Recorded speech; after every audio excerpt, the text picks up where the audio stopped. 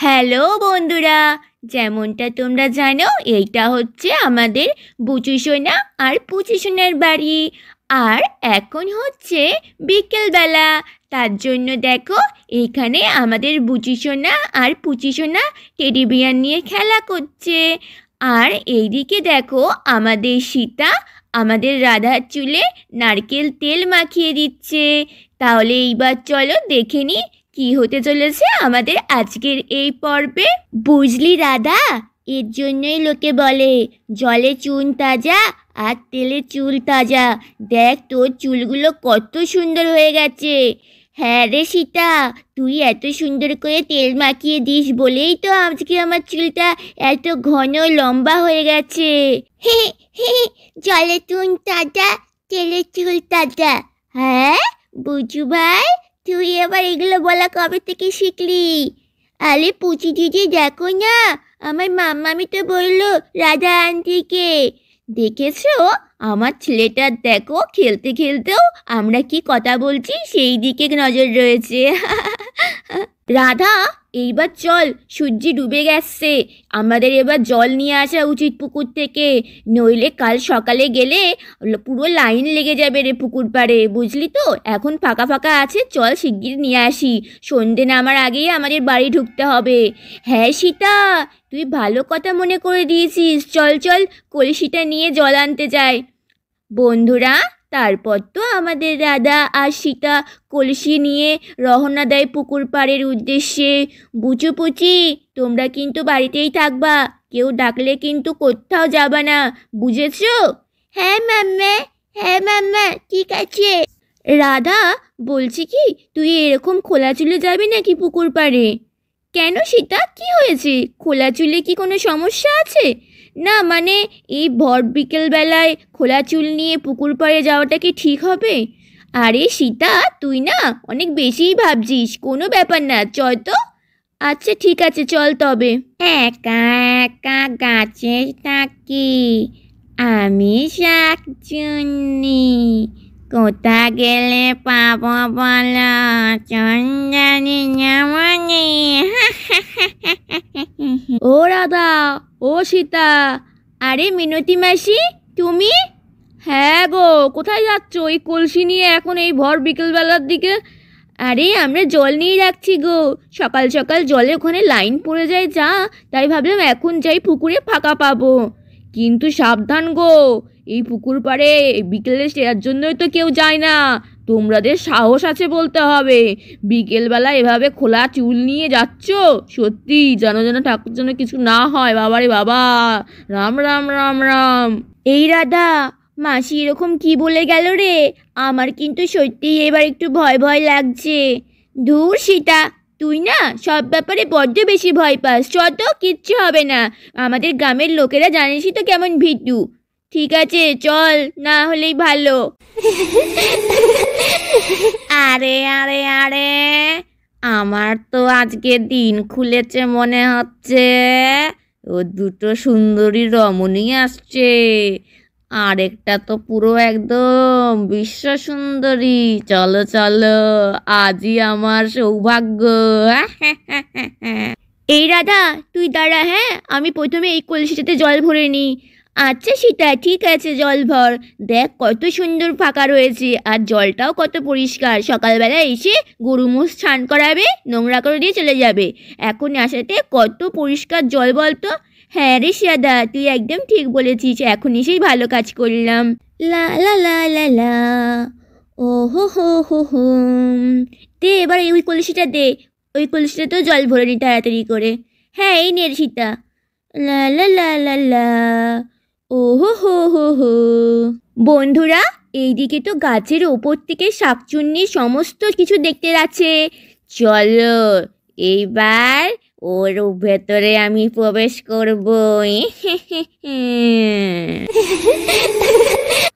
আরে রাধা, কি হয়েছে তোর? ওরকম হাঁক করে উঠলি কেন? কিছু সমস্যা? কোনো সমস্যা না। আরে রাধা, তোর গলার ভয়েসটা এরকম লাগছে কেন? কেমন যেন একটা কর্কশ টাইপের। আরে কিছু হয়েছে নাকি তোর? না না, কিচ্ছু হয়নি। এবার আমাদের এক্ষুনি বাড়ি যাওয়া উচিত। বুচু পুচু বাড়িতে একা আছে। আর তারপর ওই মাসির ওই কথাটা শুনে না আমার সত্যিই কেমন যেন একটা লাগছে। চ চ, যতক্ষণ না বাড়ি না যাচ্ছি ততক্ষণ শান্তি নেই। বন্ধুরা, আমাদের সীতা তো কোনো কিছু বুঝতে না পেরে শাকচুন্নির সঙ্গেই বাড়ি চলে আসে। মাম্মা মাম্মা, আমার বুচি সোনাটাকে কতক্ষণ পর দেখলাম।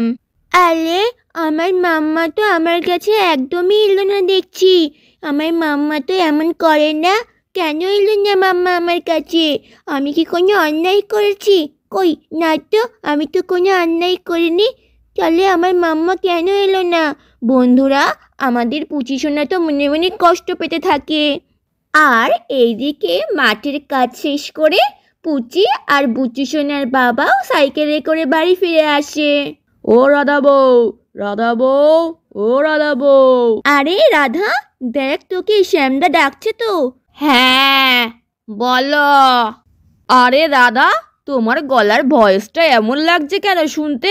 কত সুন্দর মিষ্টি বউ আমার, কত সুন্দর মিষ্টি গলার ভর, তারপরেও তোমার গলার ভয়েসটা এমন লাগছে কেন গো শুনতে? আরে, এই লোকটা তো দেখছি খুব আমাকে আবার ধরে টরে ফেলবে নাকি? না না, আমাকে গলার ভরটা একটু কোনোভাবে ম্যানেজ করতে হবে। আরে না না পুচির বাবা, কোনো ব্যাপার না। আসলে কালকে পুকুরে স্নান করে না গলাটা একটু সমস্যা হচ্ছে, তার জন্যই আর কি। না, রাধাকে দেখে তো আমার ভালো ঠেকছে না। আর রাধার চোখ মুখ দেখেও তো মনে হচ্ছে কেমন যেন অন্যরকম। আর দেখে কেমন যেন কথা বলার ধরন সব যেন অন্যরকম লাগছে। মনে হচ্ছে যেন এটা আমার রাধাই না। এইদিকে রাধা বলল রাধার নাকি পুকুরে গিয়ে ঠান্ডা লেগেছে, কিন্তু কাল তো রাধা পুকুরেই যায়নি। কি অবস্থা, জানি না রাধা কেন মিথ্যে কথাগুলো বলছে। যাক, আর কথা বাড়িয়ে লাভ নেই। বলছি রাধা, তুমি আমার জন্য একটু গরম গরম ভাত বসাও তো। গরম গরম ভাত বসাও তো? হ্যাঁ, এখানে এলাম একটু আয়েশ করে খাবো আর ঘুমাবো বলে, আর এই লোকটা নাকি বলছে গরম ভাত বসাতে। হ্যাঁ, খাওয়াচ্ছি তো করে। কি হয়েছে রাধা, যাও ভাতটা বসাও। কোনো ভাত বসাতে পারবো না আমি, নিজে ভাত রান্না কর। আরে রাধা, তোর কি হয়েছে রাধা? তুই শ্যামটার সাথে এইভাবে কথা বলছিস কেন? ছাড়ো সীতা, ওকে আর কিছু বলে লাভ নেই। আরে আরে আরে, এরা তো মনে হচ্ছে আমাকে এবার ধরেই ফেলবে। দাদা, একটু ভদ্র বউ হয়ে থাকতে হবে। আরে পুচির বাবা, পুচির বাবা, যেও না পুচির বাবা, আমি তোমার জন্য ভাত বসাচ্ছি, আমাকে ক্ষমা করে দাও পুচির বাবা।